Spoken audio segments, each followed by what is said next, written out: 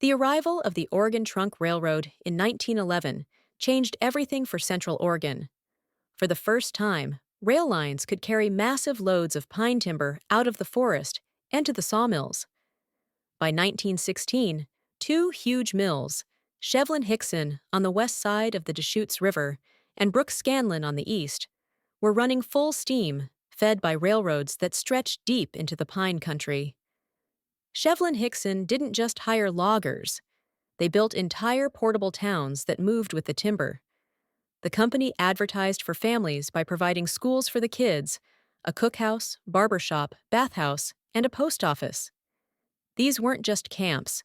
They were self-contained communities with family units that provided street names and tiny numbered houses. Neighbors lived close. Kids grew up playing outside together, like any other neighborhood, and the sense of community within these camps grew strong. The largest and longest-lasting of these was the LaPine Camp, at its peak housing a community of about 600 people, running from 1932 to 1942. Summit Camp and Shemult Camp came after, serving as home base when the timber stands shifted south. These places were tough, but they provided a lot to the struggling families they housed, the local economy, and the loggers who worked for them, which meant everything during the Great Depression. My great-grandfather, Hood Henderson, was born in 1905 in Harlan, Oregon.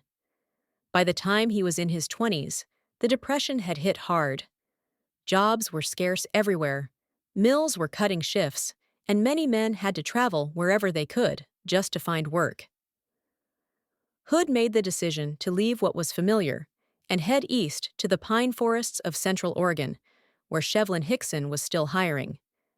In 1934, he married my great-grandmother, Iona Hall, in Bend, and together they settled into one of the family houses in a Shevlin camp, most likely LaPine. Their house even had its own street number and name, just like a small town.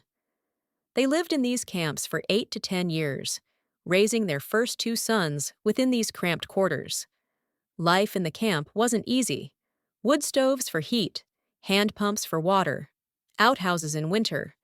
But it meant steady work, steady pay, as well as a community that grew to feel like family and had your back during hard times.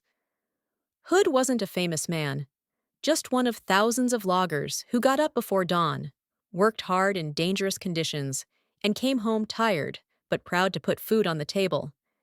He was able to provide for his growing family enough to make it out of this decade. Like so many others, he traveled where the work was and helped keep Oregon's economy going through some of the hardest years in our nation's history. One of my favorite photos from this album shows Hood standing proudly with a massive buck. Coming from Harlan, he had always hunted black-tailed deer, so this big eastern Oregon muley must have been one of the highlights of his life. You can even see the portable logging camp behind him in the picture, tying the memory to this exact chapter of his story.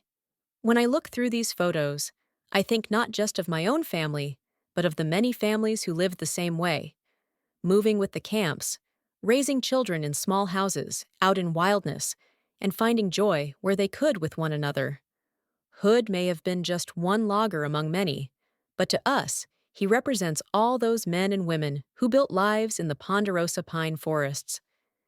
His story is one of perseverance, love, and true grit, a story that shaped my family and in its own way helped shape Oregon.